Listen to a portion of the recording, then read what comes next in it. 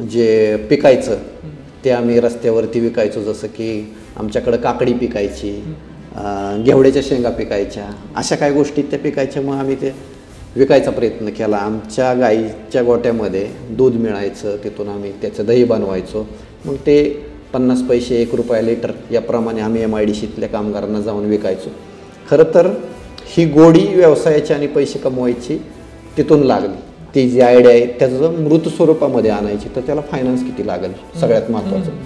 कारण कुठलीही गोष्ट ही फायनान्सवरती उभा आहे असं मला वाटतं. की एखादी संकल्पना करणं, एखादं स्वप्न पडणं सोपं आहे, पण ते सत्यात उतरवताना तुम्हाला पैसे असणं गरजेचं आहे. ते कुठून येतील? नवीन उद्योजक आहेत ना, आता शरद तांदळे साहेबांचं तुम्ही द एंटरप्रेन्योर पुस्तक वाचलं असेल, त्याच्यात खूप भारी गोष्टी त्यांनी सांगितल्या की नवीन उद्योजकांची अडचण कुठं होती. छोट्या छोट्या मजेशीर गोष्टी पण त्यांनी त्याच्यामध्ये सांगितलं की नवीन उद्योजक झाल्यानंतर पहिले 4-6 महिने झाले की तो पहिलं ऑफिस करतो. ऑफिस केलं की गाडी घेतो, मित्रांना दाखवतो हे माझं ऑफिस, ही माझी गाडी. तो व्यवसाय नाही ना. पहिली पाऊल हे तिथंच चुकतं. जॉब मागायला गेलो, जॉब इन द सेन्स की एक पार्ट मागायला गेलो. इथं प्रेस पार्टचं कंपनी आहे, जिथं त्यांच्याकडे गेलो होतो आम्हाला की आम्ही हा जॉब बनवू शकतो, सपोज हा जॉब आहे. त्यांनी मग तो जॉब असाच उचलून दिला आमच्या हातामध्ये की दोघंही गेलो होतो, याचं मेजरमेंट घेऊन आम्हाला ड्रॉइंग करून द्यायचं.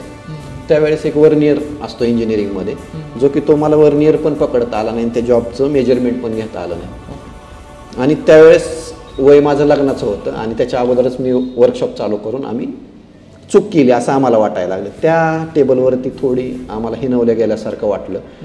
पण तिथून माघारी यायचा रस्ता सोपा असताना मी पुढं जायचा रस्ता निवडला. आता माझा एक कामगार आहे, त्याच्या घरी अडचण आली, त्याचे वडील आजारी पडले, त्यांनी एक दवाखान्यामध्ये ॲडमिट केलं.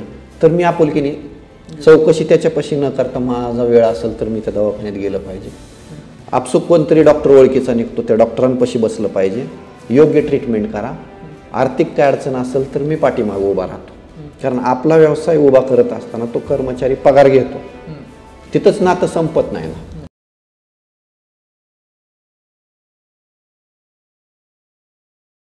नमस्कार, मी धीरज घोरपडे. आपल्या सर्वांचं स्वागत आहे विचार मंथनवर. काळानुसार बदलणे हा निसर्गाचा मूलभूत असा एक नियम आहे. आताच्या काळात जर बघायला गेलं तर फक्त नोकरी करणं किंवा एक सरकारी नोकरी मिळवणं हा एक फार ट्रेडिशनल वे झालेला आहे. आता तो काळ गेलेला आहे.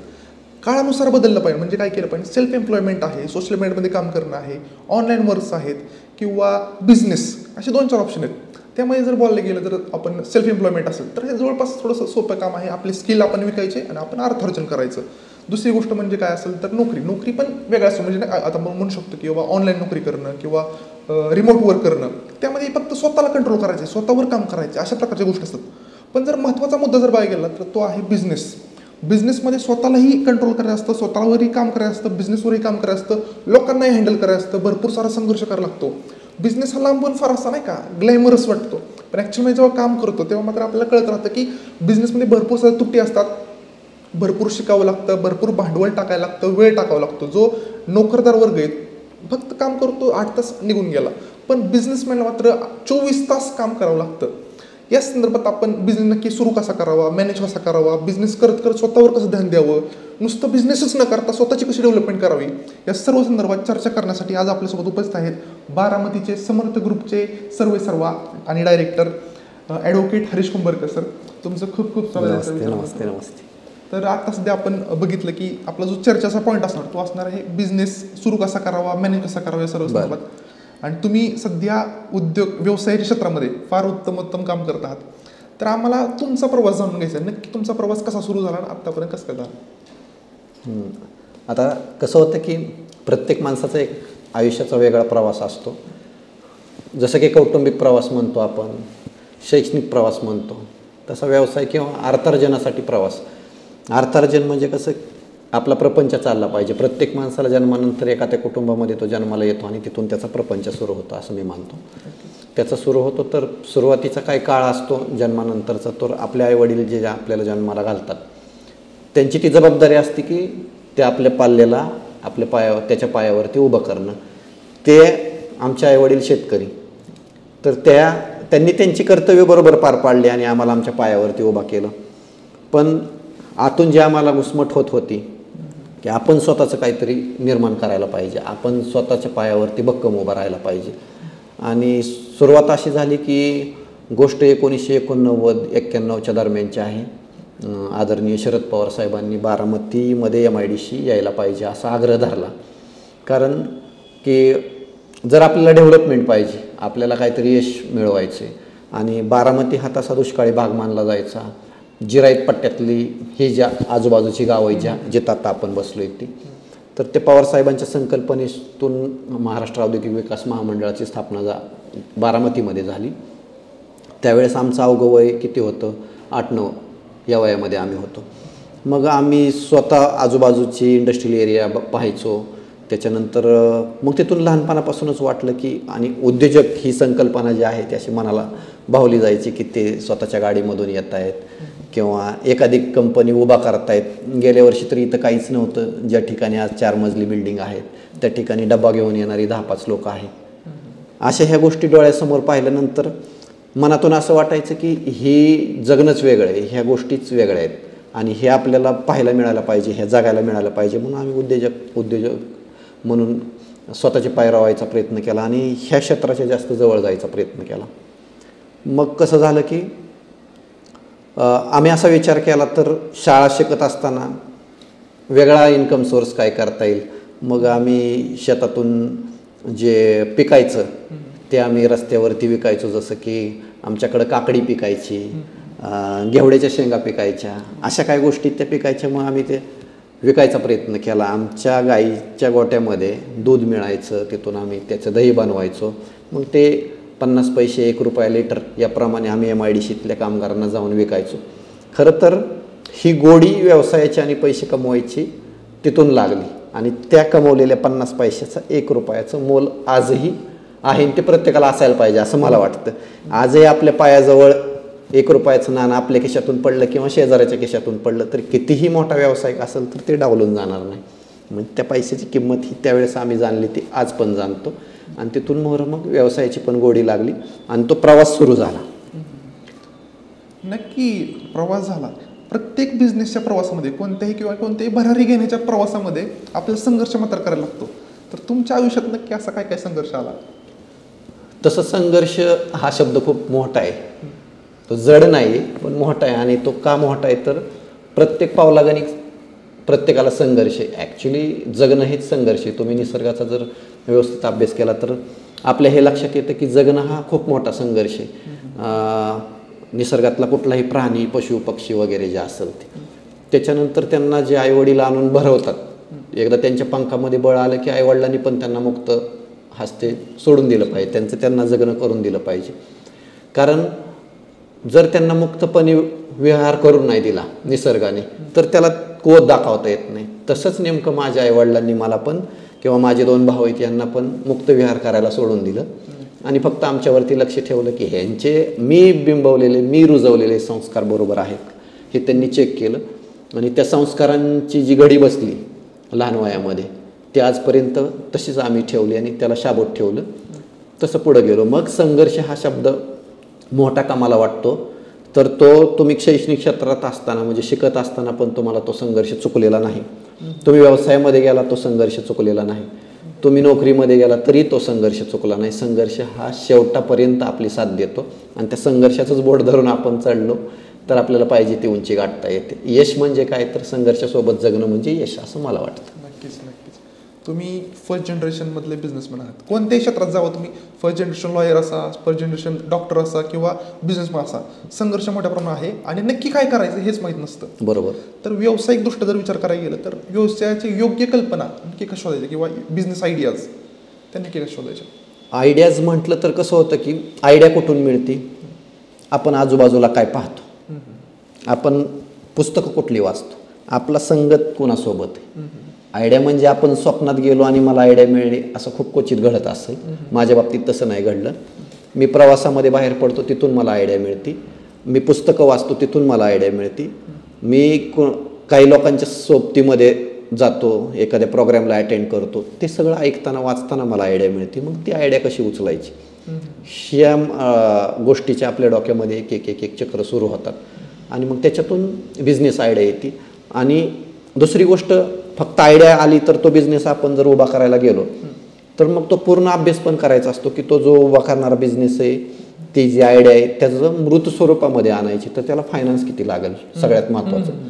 कारण कुठलीही गोष्ट ही फायनान्सवरती उभा आहे असं मला वाटतं. की एखादी संकल्पना करणं, एखादं स्वप्न पडणं सोपं आहे, पण ते सत्यात उतरवताना तुम्हाला पैसे असणं गरजेचं आहे. ते कुठून येतील, त्या पैशाच्या कल्पना कशा आहेत याच्यावरती अभ्यास केल्यानंतर मग आपल्याला ती आयडिया सत्यात उतरवता येते. मग पैसे आले, पैशानंतर आपण जो बिझनेस सुरू करतोय त्या बिझनेसला आपण ज्या एरियामध्ये चालू करतोय तिथं आपल्याला योग्य मॅनपॉवर आहे का, म्हणजे कुशल कामगार लागतात. मी इंजिनिअरिंग वर्कशॉप चालू केलं तर त्या ठिकाणी मला इंजिनिअरिंगची माणसं मिळायला हवीत ना. म्हणजे कसं होतं की प्रवासामध्ये मी बांगलादेशला गेलो तर त्या ठिकाणी गारमेंटचा खूप मोठा हब आहे, तुम्हाला तर माहितीच आहे ही गोष्ट, की त्या ठिकाणी तागा किंवा स्पिनिंग मिल ह्याच्यासाठी कुशल कामगार मिळतात. मग चीनमधून भारतामधून तिकडं रॉ मटेरियल जाऊन तिथलं कापड तयार होऊन परत चीन आणि भारतामध्ये येतं. तसं मी जो व्यवसाय निवडला आहे त्याच्यासाठी कच्चा माल माझ्याकडे मिळतोय का, त्याच्यासाठी कामगार मिळत आहेत का, त्याच्यासाठी भांडवल किती लागणार आहे आणि हे सगळं वातावरण अनुकूल आहे का, ह्या सगळ्या गोष्टींचा ताळमेळ बसवणं आणि मगच ते आपण निवडलेली आयडिया ही मृत स्वरूपात येते असं मला वाटतं. नक्कीच. ह्याच जोडून एक प्रश्न विचारतो की बहुधा आपण बघतो की जे नवे नवे बिझनेसमॅन असतात किंवा नवे नवे एंटरप्रेनर असतात ते खायली पुलावले असं डोक्यात चालवतात की त्यांना प्रॅक्टिकलिटी माहिती नसतं. त्यांच्या डोक्यातले असं विजनरी काहीतरी असतं, पण सत्यात उतरवणं किंवा त्याची जी फायनान्शियल मॅनेजमेंट आहे एखाद्या त्याची वेगळीच कल्पना असते. आपलं त्यातला एक्सपिरियन्स नाही, आपल्या इथं ते मार्केट नाही, आपल्याला तेवढं फायनान्सच नाहीत आणि तशा गोष्टीत ते उतरतात. बरोबर. मग अशा संदर्भात तुम्ही आम्हाला काय सल्ला द्याल की काय केलं पाहिजे नवीन नवीन एंटरप्रेनरनी? नवीन उद्योजक आहेत ना, आता शरद तांदळे साहेबांचं तुम्ही द एंटरप्रेन्योर पुस्तक वाचलं असेल, त्याच्यात खूप भारी गोष्टी त्यांनी सांगितल्या की नवीन उद्योजकांची अडचण कुठं होती. छोट्या छोट्या मजेशीर गोष्टी पण त्यांनी त्याच्यामध्ये सांगितलं की नवीन उद्योजक झाल्यानंतर पहिले 4-6 महिने झाले की तो पहिलं ऑफिस करतो. ऑफिस केलं की गाडी घेतो, मित्रांना दाखवतो हे माझं ऑफिस, ही माझी गाडी. तो व्यवसाय नाही ना, पहिली पाऊल हे तिथंच चुकतं. उद्योगामध्ये नवीन जे उद्योजक आहेत त्यांनी बेस पक्का करत असताना सर्वात पहिल्यांदा मिळवायचं आहे ते नॉलेज.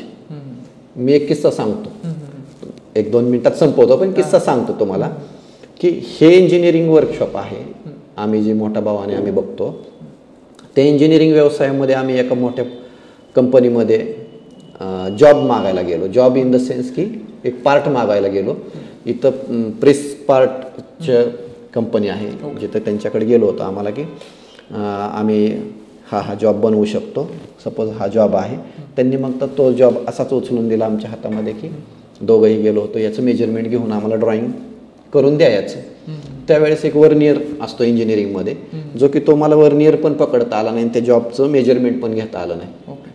आणि त्यावेळेस वय माझं लग्नाचं होतं आणि त्याच्या अगोदरच मी वर्कशॉप चालू करून आम्ही चूक केली असं आम्हाला वाटायला लागलं. त्या टेबलवरती थोडी आम्हाला हिनवल्या गेल्यासारखं वाटलं, पण तिथून माघारी यायचा रस्ता सोपा असताना मी पुढं जायचा रस्ता निवडला. कसं तर मी पोस्ट ग्रॅज्युएशन झाल्यावरती 1 वर्षाचा ITI केला फिटर आणि हे शिकून घेतलं. मग तिथून मला हॅमर, स्क्रूड्रायव्हर जे अज्ञात शब्द होते, बेंचमध्ये जॉब पकडणं, त्याला फायलिंग करणं, वर्नियर पकडणं, हे सगळ्या गोष्टी शिकून घेतल्या. त्यानंतर मग आमच्या खऱ्या व्यवसायाची पायाभरणी झाली. सो मी नवीन उद्योजकांना हे सांगेल की आपण जे करतो ह्याच्यामध्ये आपण एक्सपर्ट असायला पाहिजे, आपल्याकडं ते गहन ज्ञान असायला पाहिजे. भलं माणूस हा असा आहे की परिपूर्ण नाही आहे, त्याला 100% नॉलेज नाही आहे, पण वेळोवेळी आपण शिकलं पाहिजे. दिवसातला किंवा आपल्या आयुष्यातला किंवा वर्षातला ठराविक काळ हा शिकण्यासाठी द्यायला पाहिजे असं मला वाटतं. नक्कीच. तर हा एक मुद्दा झाला. आणि अजूनही तुम्ही फर्स्ट जनरेशन बिझनेसमॅन आहात, त्याबद्दल अजून प्रश्न आहे की प्रत्येक जो नवीन बिझनेस असतो त्याची सक्सेस होण्यापेक्षा अनसक्सेसफुल होण्याची शक्यता असते. आणि भारतामध्ये तर आणि महाराष्ट्रामध्ये त्या दृष्टिकोनातून लोक मोठ्यावर प्रयत्न करतात, काय विचार करतात. तर माझा प्रश्न असा आहे की नक्की नवीन बिझनेसमॅननी किंवा एंटरप्रेनरनी रिस्क मॅनेजमेंट कशी करावी? कारण सक्सेसफुल झालं तर चांगलंच आहे, पण नाही झालं तर फारच पडू नये म्हणून नक्की काय करावं? बरोबर. आता विजय माल्याला सगळे ओळखतात. विजय माल्यांचा पॉडकास्ट आहे 3-3.5 तासाचा पॉडकास्ट, ज्याच्यामध्ये विजय माल्यांचं असं मत होतं की भारत हा देश असा आहे की ज्याच्यामध्ये व्यवसायामध्ये जर मला काही गोष्टी जमल्या नाहीत तर मला तुम्ही फ्रॉड घोषित करता, मला चुकीचं ठरवलं जातं. पण माझा व्यवसाय करायचं इंटेन्शन काय होतं की एक सरळ मार्गी मला माझ्या व्यवसायामध्ये जायचं, त्याच्यामध्ये मला अचिव्हमेंट करायचे आणि समाजासाठी, देशासाठी, कुटुंबासाठी जगायचं आणि माझं अर्थार्जन करून माझा कुटुंब मला चालवायचं.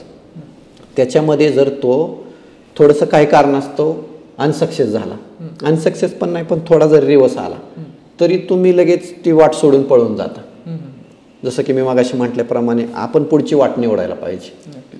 मग महागारी पळून जायचा मार्ग निवडला की तो तिथं अनसक्सेस म्हणून गणला जातो. मागचं पाऊल टाकलं की तुमचा परतीचा प्रवास सुरू झाला. म्हणून मागचं पाऊल न टाकता पुढचंच पाऊल टाकायचं. आणि सगळ्यात महत्त्वाचं, जिथं दिक्कत येते, जिथं अडचण येते तिथं थांबा ना, तिथं श्वास घ्या ना आणि मग ठरवा की आपल्याला हे जमल की न जमल. आणि अशक्य काहीच नाही, न जमल हा शब्दच येत नाही, खरं तर जमतंय. पण तुम्हाला मोठा श्वास घ्यायचा आहे, तुम्हाला परत एकदा स्वतःला प्रिपेअर करायचे, स्वतःला तयार करायचे, परत एकदा शरीरामध्ये ऊर्जा भरून घ्यायची.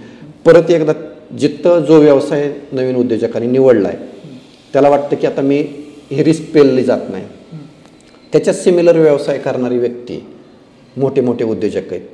जसं की आम्ही कन्स्ट्रक्शन साईटमध्ये सुरुवातीला काम चालू केल्यानंतर किंवा लेबर सप्लाय वगैरे अशा काही गोष्टीमध्ये काम करत किंवा मल्टिपल काम करत होतो आम्ही. म्हणजे आमच्याकडे ट्रान्सपोर्ट पण आहे, आम्ही लेबर पण काही ठिकाणी दिले, कन्स्ट्रक्शन पण केलं, इंजिनिअरिंग पण केलं. मग आम्हाला पण ही अडचण यायची की हे सगळं मॅनेजमेंट कसं होतं. मग आम्ही BVG इंडिया लिमिटेड भारत विकास ग्रुपचे व्हेंडर होतो. मग त्यांच्या पिंपरी चिंचवडच्या ऑफिसला जाणं आम्हाला जमायला लागलं आणि तिथून खरी ती ऊर्जा मिळाली की ही कंपनी हनुमंतराव गायकवाड साहेब जे आपले आदर्श आहेत ते एकाच ठिकाणी इतके वेगवेगळ्या प्रकारचे व्यवसाय करतात आणि ते सुद्धा स्वतः नोकरदार होते. त्यांना जमतंय, रहिमतपूरसारख्या छोट्या गावातून, शहरातून त्यांना येऊन हे जमतं, तर मग आपण पण छोट्या गावातले आहोत, आपल्याला का जमणार नाही. मग अशी ऊर्जा कुठून येते, तर मी त्यांना पाहिलं, मी त्यांच्याशी बोललो, मी त्यांना ऐकलं, त्यांची पुस्तकं वाचली. मग रिस्क कुठं संपती, तर इथं संपती. रिस्क ही पैशाची रिस्क आहे, तुम्ही केलेल्या ॲसेटची रिस्क आहे, त्याच्याबद्दल दुमत नाही. पण सगळ्यात महत्त्वाचं मला असं वाटतं की माणसाने पहिल्यांदा मनामध्ये आपल्या एक ठाम विचार करून घेतला पाहिजे की म्हणजे मनाला रिस्क लागू द्यायची नाही, मनाला धोका आहे माझ्या असं जाणून द्यायचं नाही. माझं मन कायम प्रफुल्लित आहे, टवटवीत आहे आणि मला हे पुढे घेऊन जाणार आहे. स्वतःवरचा विश्वास कमी झाला ना मग सगळ्याच गोष्टीत रिस्क वाटते तुम्हाला. मग व्यवसायात पण वाटते, जगण्यात पण वाटते. मग वेगवेगळ्या पद्धतीचा अवलंब केला जातो आणि माणूस स्वतःचा ऱ्हास करायला स्वतःच तयार होतो. ही खरी गोष्ट आहे त्याच्यात. नक्कीच. आता एक जी की एंटरप्रेनर किंवा फर्स्ट जनरेशन बिझनेसमॅनसाठी महत्त्वाचा जो मुद्दा ठरतो त्यांच्याकडं भांडवल नक्की कसं व्यवसायासाठी, आणि व्यवसायासाठी मुख्य खाद्य म्हणजे भांडवल आहे. बरोबर. नक्की भांडवल उभं कसं करायचं न्यू जनरेशन किंवा फर्स्ट जनरेशनने?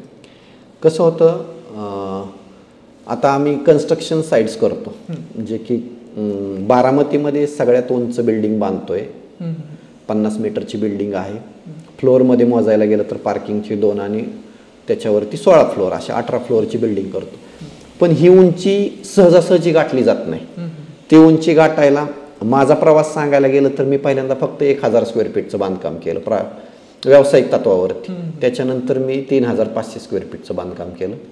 त्याच्यानंतर मग मी साधारण 12000 स्क्वेअर फीटच्या प्लॉटमध्ये बांधकाम केलं. नंतर मी 20000 स्क्वेअर फीटचं बांधकाम केलं. नंतर 40000 स्क्वेअर फीटचं बांधकाम केलं.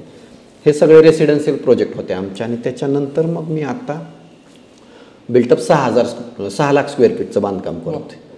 तर हे जे चढ आहे ते चढायचं म्हटलं तर तुम्हाला एका पायरीने गेलेलं चांगलं. दुबईमधला बुर्ज खलीफा आपण लिफ्टनी जाऊ शकतो, पण व्यवसाय चढायचं तर लिफ्टनी जायचा प्रयत्न नाही केला पाहिजे. मग सुरुवातीला आपली अचिव्हमेंट करायची, आपल्याला काय करायचं, आपली ध्येय फायनल असावीत, कायम असावीत की मला हे करायचं. पण त्याची सुरुवात ही छोट्यातून करायची आणि छोट्या गोष्टी माणसाला शिकवत मोठ्यापर्यंत पोहोचवतात. त्या ॲटोमॅटिकली पोचत नाही, तर त्या चालूमध्ये आपल्याला नवीन गोष्टी शिकणं, नाविन्याचा विचार करणं, काही लोकांची मदत घेणं. सगळ्यात महत्त्वाचं की आर्थिक मदतीपेक्षा वैचारिक मदत घेणं विचारांनी प्रगल्भ असणाऱ्या लोकांचा सहवास हा सुद्धा तुम्हाला यशापर्यंत घेऊन जातो. नक्कीच.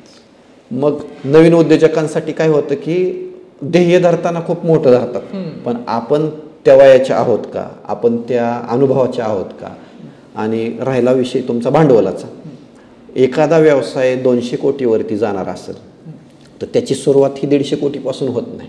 त्याची सुरुवात ही 10 कोटीपासून होती किंवा 1 कोटीपासून होती. 1 कोटीचा व्यवसाय 10 कोटीवरती जातो, 10 कोटीचा मग 20 कोटीवरती जातो, 20चा 30, 40, 50.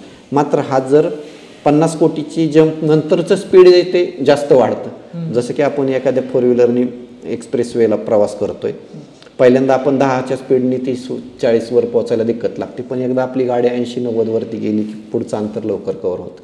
तसं भांडवलात सुद्धा छोट्या भांडवलातून सुरू करायचं आणि नंतर डेव्हलपमेंट झाली पाहिजे, नंतर नवीन टेक्नॉलॉजी ॲडॉप्ट करत गेलं पाहिजे आणि मग ते भांडवल पण वाढत राहतं, हळूहळू आपलं नॉलेज पण वाढत राहतं, आपलं धाडस पण वाढत राहतं, आजूबाजूचे आपले ग्राहक पण वाढत राहतात, आपल्यावरती लोकांचा विश्वास वाढतो आणि मग व्यवसाय वाढतो. नक्कीच. व्यवसायामध्ये सगळ्यात स्ट्रेसफुल काम माहितीच की भांडवल कसे मॅनेज करायचे या सगळ्या गोष्टी झाल्या. आता जर व्यवसायापासून थोडंसं बाजूला सोडून एक प्रश्न विचारतो की आपण व्यवसाय करतो, व्यवसायामध्ये ताणतणाव, तन मन धन ओतून 24 तास काम करतो, बरोबर. स्वतःला कसं कंट्रोल करायचं, काम आणि स्वतःची पर्सनॅलिटी, फॅमिली असेल, आपलं रिस्पॉन्सिबिलिटी असेल, जॉब, आपला बिझनेस सोडून बाकीच्या पण रिस्पॉन्सिबिलिटी असतात, बरोबर, त्या कशा मॅनेज करायच्या आणि स्वतःला कसं सांभाळायचं बिझनेस करत असताना.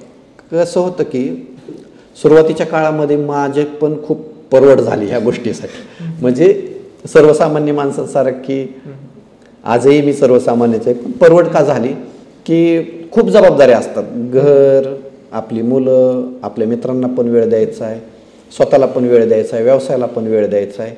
मग हे सगळं करत असताना गोंधळ गडबड होऊन जाते. मग एक कोणतरी चांगला पुस्तक भेटतो मित्र म्हणून, कोणतरी खराच मित्र भेटतो जो सांगतो, कोणतरी आपल्याला मार्गदर्शक भेटतो, तो तुम्हाला सिस्टीम लावायला सांगतो. मग सिस्टीम लावल्यानंतर आपल्या शरीराला एक वळण पडून जातं, त्या वळणाप्रमाणे मग आपण करतो. मग आपल्याला वळण पडतं सकाळी किती वाजता उठायचं, त्याच्यानंतर आपण कुठला व्यायाम करायचा, त्याच्यानंतर कुठलं अन्न खायचं, त्याच्यानंतर प्रायोरिटीवरती पहिल्या अर्ध्या दिवसात कुठली कामं करायची, दुसऱ्या अर्ध्या दिवसात कुठली कामं करायची, आपली संध्याकाळ कशी असावी, झोपण्यापूर्वी आपली रात्र कशी असावी, ह्या सिस्टीम्स आपण ठरवून घेतल्या तर मग हे पुढं जायला सोपं होतं असं मला वाटतं. मग ह्या सगळ्या सवयी आजच्या पुरत्या किंवा ह्या तासापुरत्या म्हणजे ह्या वर्षापुरत्या असं नव्हे, ह्या वर्षानुवर्ष करत गेलं की ते अंगवळणी पडून जातं आणि ती आपली सिस्टीम तयार होती. त्या सिस्टीमप्रमाणे गेलं की मग आपली एक पर्सनॅलिटी तयार होते. मग तुम्ही म्हणता, मी म्हणतो की त्याचं व्यक्तिमत्व असं असेल, तर ते व्यक्तिमत्व कुठून घडतं, तर ते असं घडतं की शून्यापासून सुरुवात होती, मग ते घडत प्रगल्भ होत जातं. त्याला जर तुम्ही धक्का नाही लावला, म्हणजे सातत्य पाहिजे आणि समतोल पाहिजे. माझ्या 2 गोष्टीवर खूप विश्वास आहे. आपल्यामध्ये जगण्यामध्ये सातत्य असायला पाहिजे आणि समतोल असायला पाहिजे. मला एका वेळेस 2, 3, 4 विषय समोर आले तर ते मला बॅलन्स करत जगता आलं पाहिजे.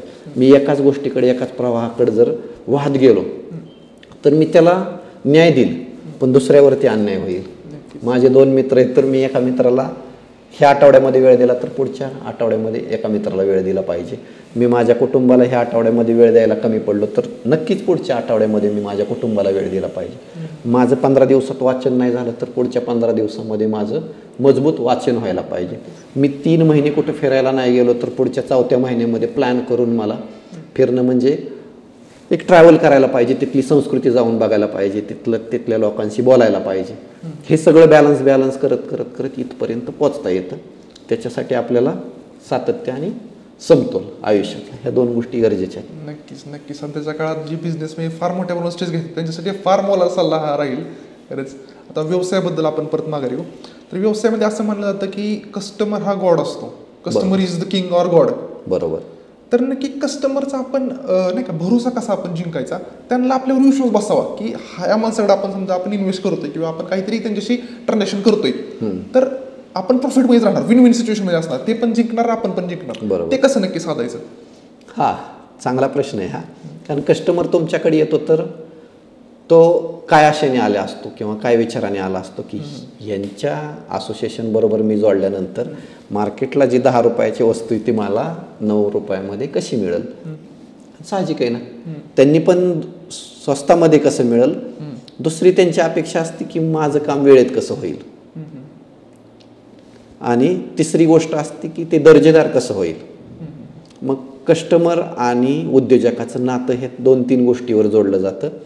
तुम्ही एकमेकांना रिस्पेक्ट किती देता सुरुवातीला, आणि दुसरी गोष्ट की त्याला सर्व्हिस कशी देता. कस्टमरला आपण सर्व्हिस देतो त्यावेळेस तो नकळत आपल्याला आपले ठरलेला व्यवहार आहे त्याचे पैसे नकळत म्हणतो मी ठरल्याप्रमाणे देतो. जर माझ्या सर्व्हिसमध्ये कमतरता मिळाली की तो मला ठरलेल्या रकमेमध्ये काटछाट करतो किंवा आज देतो उद्या देतो करतो. म्हणून कस्टमरला आपण देव मानतो, पण नुसतं देव मानून हात जोडून त्याला होत नाही. त्या कस्टमरपर्यंत इंट्रोडक्शन आपलं करून दिलं पाहिजे, आपलं प्रेझेंटेशन झालं पाहिजे, त्याच्यानंतर त्याला योग्य रेट दिला पाहिजे. ते आपण त्याचं काम केल्यानंतर परत त्याचा फीडबॅक घेतला पाहिजे की आम्ही जे काम केलं ते योग्य का, ह्याच्यामध्ये काही सुधारणा असेल का. एखाद्या कस्टमरला जर विचारलं आपण की आम्ही जे तुमचं काम केलं ह्याच्यामध्ये काही सुधारणा सुचवता आल्या तर बरं होईल, ते त्याला खूप भारी वाटतं. आणि सगळ्यात महत्त्वाचं की मला माझा व्यवसाय उंचीवर न्यायला ती गोष्ट मदतीची ठरते. कसं होतं की कस्टमरला तुम्ही आले की त्याला त्याचा रिस्पेक्ट दिला पाहिजे. तो मग 10 रुपयाचा व्यवहारासाठी येत असेल, 10 रुपयाची वस्तू न्यायला आपल्याकडे येत असेल तर त्याची व्हॅल्यू त्या रकमेवर ठरत नसून तो आपल्याकडे येतोय किंवा आपण त्याच्याकडे जातोय, हे एक रिलेशन आहे. मला वाटतं की नातं आहे, कस्टमर आणि व्यावसायिकाचं नातं आहे. ह्या नात्याला व्हॅल्यू दिली पाहिजे. ज्या दिवशी आपण नात्याला व्हॅल्यू देईल त्यावेळेस ते नातं दृढ होतं आणि मग तो कस्टमर किंवा तो ग्राहक जो आहे तो सांगतो की समर्थ बिझनेस ग्रुप यांच्याकडे जे मिळणाऱ्या वस्तू आहेत, त्यांच्याकडे मिळणारी सेवा आहे ती उत्तम दर्जाची. आणि तो माउथ पब्लिसिटी जाऊन मार्केटमध्ये करतो आणि मार्केटमधून माउथ पब्लिसिटीने येणारा बिझनेस आहे ना तो तुम्हाला जास्तीचे अर्थार्जन करून देतो, तो जास्तीचा विश्वास कमवून देतो आपल्याला. म्हणून मग ग्राहकांना अगोदर विश्वासात घेणं आणि त्यांच्याशी नातं दृढ करणं हे गरजेचं आहे असं मला वाटतं. हा एक फार महत्त्वाचा मुद्दा मांडला. स्पर्धकापेक्षा आपला व्यवसाय वेगळा किंवा स्पर्धेपेक्षा आपण कसे आउटस्टँडिंग आहोत ते कसे नक्की दाखवून द्यावं. आता स्पर्धा तर जीवघेणी झाली, न संपणारी. व्यवसाय म्हणून मी जरी पुढे जायचा प्रयत्न केला, माझ्या ज्या पण व्यवसायामध्ये आहे ती न संपणारी जीवघेणी स्पर्धा आहे. पण एखाद्या स्पर्धकाला आपण मी कसा वेगळा आहे हे सिद्ध करायच्या भानगडीत पडण्यापेक्षा त्या स्पर्धकाबरोबर किंवा त्या इतर व्यावसायिकाबरोबर माझी स्पर्धा कशी, त्यांनी किती चांगलं केलं मी किती चांगलं केलं ह्या कम्पेअरमध्येच आपण खाली राहतो. कारण काय आहे की त्याच्या पुढं जाऊन विचार करणं, हिथून नव्या व्यवसायाचा जन्म होतो, नव्या आयडियाचा जन्म होतो. मग अशी म्हटलं नवीन कल्पना येते. एखादी गोष्ट कॉपी केली तर तोपर्यंत नवीन मार्केटला ट्रेंड येतो, तोपर्यंत नवीन वस्तू येते, तोपर्यंत नवीन मशीन येते, तोपर्यंत नवीन वेगवेगळ्या कल्पना येतात. आपण अपडेट राहिलं पाहिजे. आता कसं आहे की आज इन्कम टॅक्सची शेवटची डेट कधी आहे हे समजलं पाहिजे. GSTमध्ये मागच्या 15 दिवसामध्ये चेंजेस झाले. सिमेंटचा GST 28%वरून 18%वरती आला. तुम्ही जर ब्रँडेड शूज घेत असाल ज्याची किंमत 2500 रुपयापेक्षा जास्त आहे त्याला तुम्हाला वेगळा GST, त्याच्यापेक्षा कमी असेल तर कमी किमतीचा GST. शेतकऱ्यांनी शेतीतल्या ट्रॅक्टरसाठी जर टायर घेतले तर त्याला GSTमध्ये सूट दिली. ह्या गोष्टी अपडेशन राहिले पाहिजे. मग स्पर्धेमध्ये टिकायचं म्हटलं तर त्या शेजारच्या आपल्या व्यावसायिकाशी किंवा त्याच्याशी स्पर्धा करत बसण्यापेक्षा आपण ही स्वतःशी स्पर्धा करायला पाहिजे. येणाऱ्या नवीन टेक्नॉलॉजीबरोबर स्पर्धा करायला पाहिजे, नवीन येणाऱ्या आयडियाबरोबर स्पर्धा करायला पाहिजे. जुन्या आयडिया सोडून नवीन आयडिया अडॉप्ट केले पाहिजे. जुन्या टॅक्सेशन सोडून नवीन टॅक्सेसमध्ये काम केलं पाहिजे. आणि जे आत्ता नवीन संकल्पना आहेत त्याला थोडा दुजोरा दिला पाहिजे. आपण जर जुनं ते सोनं म्हणतो तसं जुनं तेच घेत बसलो तर मग आपण तिथंच राहणार आणि बाकी पिढी पुढं निघून जाणार. आपण फक्त हिशोबाला राहणार की मी 10 वर्ष व्यवसाय केला, 5 वर्ष व्यवसाय केला. त्याच्यानंतरची जी ग्रोथ आहे ती तुमच्या पर्सनॅलिटीमध्ये दिसायला पाहिजे, तुमच्या राहणीमानामध्ये दिसायला पाहिजे, तुमच्या सामाजिक व्यवस्थेमध्ये दिसायला पाहिजे, सगळीकडे ती दिसायला पाहिजे. शेवटी वाहवा कधी होती, कोणीही कोणाचा बँक बॅलन्स येऊन तपासत नाही तुम्ही कोणत्या स्टेजला आहात म्हणून. पण ॲटोमॅटिकली तुमचं व्यक्तिमत्व हे सांगून जातं की तुम्ही ह्या जगामध्ये ह्या निसर्गामध्ये समाधानी आहात. आपण भरपूर वेळा बघतो की एखादा माणूस बिझनेस चालू करतो, सुरुवातीला फार चांगली ग्रोथ मिळते आणि एका पॉईंटला आल्यानंतर समजा आपण आता नाही का पैशाच्या अमाऊंटवर जर बोलायला गेलं तर एका माणसाचा समजा बिझनेस सुरू केला तर 10 लाख 20 लाख 30 लाख आरामात पोहोचतो. पण तिथून पुढे मात्र ग्रो करायला त्याला नाही का म्हणजे एक्झिस्टिंगच प्रॉब्लेम एवढे वाढलेले असतात की तिथून पुढे त्याला नाही का अजून ग्रोच करता येत नाही. नक्की लहान बिझनेस जो आहे सस्टेनेबल आहे तो नक्की मोठा कसा करायचा. समजा 30 लाखाचा 3 कोटीवर कसा न्यायचा, 3 कोटीचा 30 कोटीवर कसा न्यायचा. आता कसं होतं की आपण तेवढे मोठे व्यावसायिक नाही आहोत, पण मी त्याच्यातल्या काय आयडियाज सांगतो आणि तुम्हाला काय म्हणायचं हे मला कळलं की बिझनेस एका त्या स्टेजला गेल्यानंतर तिथं अडकतो असं का म्हणतात. तर आपल्या सवयी आपण बदलत नाही. बिझनेस बरोबर चाललेला असतो. 10% बिझनेस 20%वरती 30%वरती गेल्यानंतर 10%च्या सवयी 20%वर 30%वर नेऊन उपयोग नाही ना. त्या ठिकाणी आपल्याला सवयी बदलावं लागणार आहेत. आपल्याला चांगल्या मशीन घ्यावे लागणार आहेत जर आपला बिझनेस मोठा झाला. माझी एक मशीन जे की शेअरिंग म्हणतो आपण, लोखंड कापणारी मशीन आहे. ती दिवसामध्ये 3 टन लोखंड कापते. ज्यावेळेस माझा टर्नओव्हर 1 कोटीचा असतो, आता माझा टर्नओव्हर जर 5 कोटीचा झाला तर त्या मशीन मोठ्या कॅपॅसिटीची मशीन घेतली पाहिजे ना. मग बिझनेस कसा वाढणार. माझ्याकडं एकच इंजिनियर काम करतोय, माझा टर्नओव्हर 3 पट वाढलाय आता, तर मी 3 इंजिनियर वाढवले पाहिजे. जिथं आपण कॉस्ट कटिंगसाठी किंवा पगार वाचवायसाठी म्हणून आपण कमी माणसं ठेवतो आणि मग तो ग्रोथ होत नाही. म्हणूनच की जसं बिझनेसचा आकडेवारी वाढत जाईल, जसं बिझनेस वाढत जाईल तशी आपली मानसिकता पण वाढली पाहिजे. आपल्या सवयी पण आपण बदलल्या पाहिजे. सुरुवातीच्या काळामध्ये आपल्याला 4-6 तास काम करून सुद्धा तेवढा टर्नओव्हर होत होता. आज आपला टर्नओव्हर वाढला तर कामाचे तास पण वाढले पाहिजे. बरं, निव्वळ तास वाढवून उपयोग नाही, त्या सिस्टीम्स लावल्या पाहिजे. असे किती मोठे उद्योजक आहेत जे की आता मी तुम्हाला एक रेफरन्स देतो पुस्तकाचा. शंतनू नायडूंनी पुस्तक लिहिलं की रतन टाटा एक दीपस्तंभ. रतन टाटांच्या आयुष्यामध्ये टाटा समूहाचा वारसदार कोण हा गुंता निर्माण झाल्यानंतर रतन टाटांनी शंतनू नायडू जो की त्यांच्या 50 वयापेक्षा कमी वयाचा मित्र होता त्यांना घेऊन ते केरळच्या एका निसर्गरम्य ठिकाणी गेले आणि त्यांनी 2च गोष्टीची अपेक्षा केली त्या ठिकाणी जाऊन की चला आपण ऊन घेऊ आणि पोहू निवांत. तर त्या गोष्टी म्हणजे त्यांनी तिथं प्रवासाला गेले आणि निवांतपणा राहून आणि ह्या सगळ्या त्यांच्या वारसदारांच्या बाबतीमधले डिस्प्यूट्स होते. ह्याला बगल दिली असं नाही म्हणता येत. कधी कधी तुम्हाला एकांत आहे ना ही खूप मोठी गोष्ट शिकवून जातो, सांगून जातो. काही वेळेस आपल्याला गुरु असायला पाहिजे असं नाही. स्वतःच माणूस स्वतःचा गुरु असतो, त्याच्यासाठी त्याला एकांतात जायला पाहिजे. आपल्या हिमालयामध्ये जगात जशी 6-7 आश्चर्य त्याच्यामध्ये हिमालयाला सगळ्यात जास्त ताकदवान का मानलं जातं. आम्ही एवढे हिमालयामध्ये प्रवास केले, वर्षातून 2दा तरी हिमालयामध्ये जातो. बरेच जण येतात. तर हिमालय ही एक गोष्ट मानसिक ताकद देणारी गोष्ट आहे. मग त्या मानसिक ताकद देत असताना आपण घर सोडून एकांतात गेलं पाहिजे आणि तिथून काय गोष्टी मिळतात. व्यवसायामध्ये सवयी बदलत गेलं पाहिजे. सवयींमध्ये आपले मित्र कोण आहे, कुणाबरोबर किती वेळ राहायला पाहिजे. त्याच्यानंतर आपण पुस्तकं वाचली पाहिजे. पुस्तकं वाचत असताना त्याच्यातून एखादी गोष्ट आवडली तर ती सोबत घेतली पाहिजे. पुस्तकं वाचणं आणि परत ठेवून देणं नाही. प्रत्येक पुस्तकामध्ये तुम्हाला 4 गोष्टी तरी अशा मिळतील की ज्या आपल्या सोबत घ्याव्यात आणि सोबत घेऊन आत्मसात कराव्यात आणि आत्मसात करून आपल्या वर्तनात आणाव्यात. वर्तनात नाही आणलं तर त्या पुस्तक वाचण्याला काहीच अर्थ नाही. आज मला एखाद्या चांगल्या उद्योजकाने एक गोष्ट सांगितली की तुम्ही असं असं करा, तर ते करून पाहायला पाहिजे मी. जर खरंच त्याचा मला बेनिफिट होत असेल तर ती कंटिन्यू केली पाहिजे. ते आपण त्याच्यात कन्सिस्टन्सी ठेवली पाहिजे. आणि त्याच्यानंतर काय होतं की 1000 दिवसाचा फॉर्म्युला मला खूप आवडतो. कुठलंही अचिव्हमेंट बिझनेसमधलं असेल तर ते तुम्हाला 1000 दिवसानंतरच रिझल्ट दाखवतं. म्हणजे कमीत कमी 3 वर्षानंतरच तुम्हाला एखाद्या गोष्टीतलं सातत्य आहे ते रिझल्ट दाखवतं.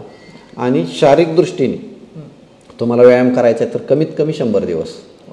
तुम्हाला आहारामध्ये बदल करायचा आहे कमीत कमी 100 दिवस. हे 100 दिवसानंतर तुम्ही रिझल्ट चेक करायचा. आत्ताची जनरेशन थोडंसं जिम वगैरे गेली तर 10व्या-12व्या दिवशी आरशासमोर राहून आपल्याला कट्स मिळालेत का, आपले मसल डेव्हलप झालेत का बघतात. काही नाही, 10-12 दिवसानंतर झाले तर परत 10-12 दिवसानंतर ते जैसे ते येतात. 100 दिवसाचा रिझल्ट आहे ना हा स्वतःला दिसत नसून तो समाजाला दिसतो. मग 100 दिवसाची तरी तुमच्याकडे संयम पाहिजे, तेवढी कन्सिस्टन्सी पाहिजे. नक्कीच. म्हणजे जर बिझनेस कुठं अडकला असेल तर बिझनेसवर काम करण्याऐवजी स्वतःवर काम करणं, स्वतःवर पण काम करणं, तरच तो बिझनेस ग्रो होऊ शकतो. जिथून अडकला तिथून बाहेर निघू शकतो. बरोबर. नक्कीच सर, महत्त्वाचा मुद्दा मांडला. एक सेकंड लास्ट क्वेश्चन, अजून 2 क्वेश्चन राहिले. तर माझा असा मुद्दा आहे की आता भांडवल एक महत्त्वाचा मुद्दा झाला, जे की अन्न आहे व्यवसायाचं, पण ते बनवणारे जी लोक आहेत किंवा आपले कर्मचारी असतात, आपली जी टीम आहे, नक्की ती कशी बिल्ड करायची? कारण बहुधा जे बिझनेस नाही का तोट्यात गेले त्यासाठी महत्त्वाचा पॉईंट ती ह्युमन रिसोर्सेस जे आहेत ते महत्त्वाचे ठरले, त्यांना नक्की कसं मॅनेज करायचं? काय होतं की बिझनेसमनने सगळ्यात महत्त्वाचं की तो अंतर ठेवतो, अंतर मानतो अगोदर मनामध्ये की हा माझा कर्मचारी आणि मी बिझनेसमॅन आहे. ह्या दोघांमधलं अंतर आहे ना त्यांनी तोडायचा प्रयत्न करायचा, अंतर कमी करायचं. बिझनेस हा जसं म्हणतो की पूर्वी सांगायचे की संसाराचा गाडा चालताना नवरा आणि बायको दोघांचा वाटा समान असतो, दोन चाक आहेत संसाराच्या गाड्याच. तसे बिझनेसला खूप चाक आहेत. बिझनेस म्हणजे रेल्वे, प्रत्येक टप्प्यावरती 4-4 चाक आहेत त्याला. त्यातलं कामगार, आपली टीम, आपले इंजिनियर्स, आपले अकाउंटंट्स म्हणजे जे आपला स्टाफ आहे ह्यांना जोडून ठेवता आलं पाहिजे. आम्ही काय करतो, कधी कधी आमच्या कामगारांसाठी एक मेजवानी ठेवतो, कामगारांसाठी ठेवतो, स्टाफसाठी ठेवतो. 1-2 महिन्यातनं आपण एकत्र जेवायला जाऊ. मग कधी कधी आम्ही पण त्यांच्यामध्ये इन्व्हॉल्व होतो. मग त्या जेवणाच्या टेबलवरती आमच्या गप्पा होतात की असं केलं तर तसं होईल, तसं केलं तर. तो व्यावसायिक असतो, ते पण तेवढाच आपला रिस्पेक्ट करतात. त्यांच्याशी नातं डेव्हलप कसं होतं की व्यवसायामध्ये आपण थोडंसं 4 लोकांच्या ओळखीने बाहेर पडतो, फिरतो, त्यांच्याशी नातं बिल्ट होतं.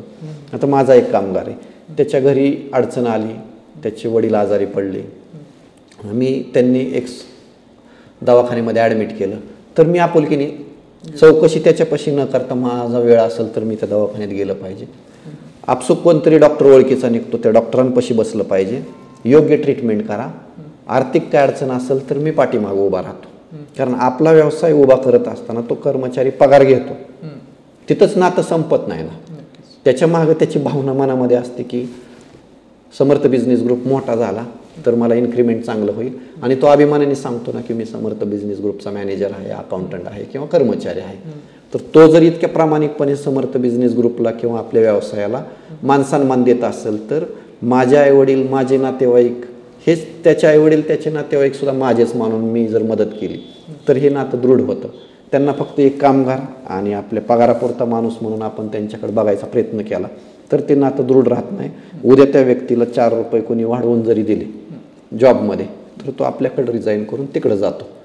त्यावेळेस आपण वाईट वाटून नाही घ्यायचं, कारण की आपण त्याला तसा न्याय दिलेला आहे म्हणून तो तसा वागला. ज्यावेळेस मी त्याला आपुलकीने वागवील त्यावेळेस तो माझ्याशी तेवढा चिकटून राहील, माझ्या कंपनीला आपली कंपनी मानल, मी पण माझ्या कुटुंबाप्रमाणे त्याच्या कुटुंबाला पण मान दिला पाहिजे.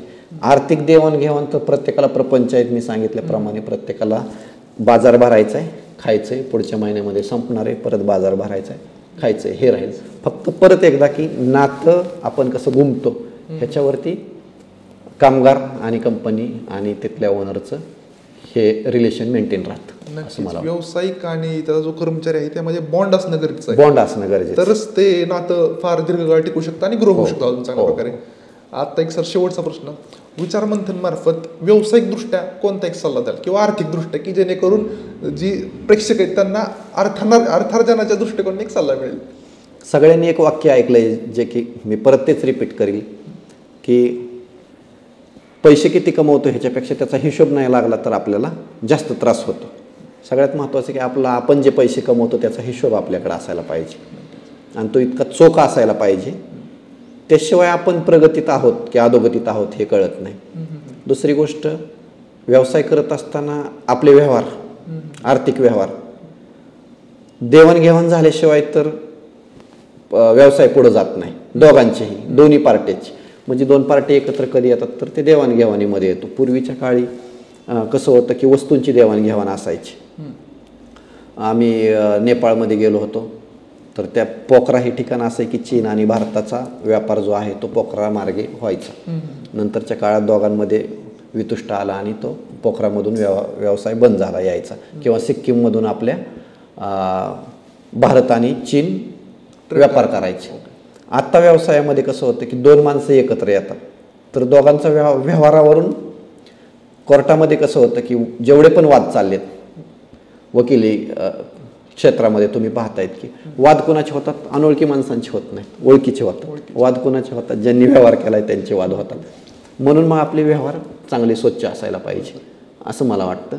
मग व्यवहारानंतर तिसरी गोष्ट येते की व्यवसायामध्ये तुमचं जगणं त्या व्यवसायासोबत असायला पाहिजे.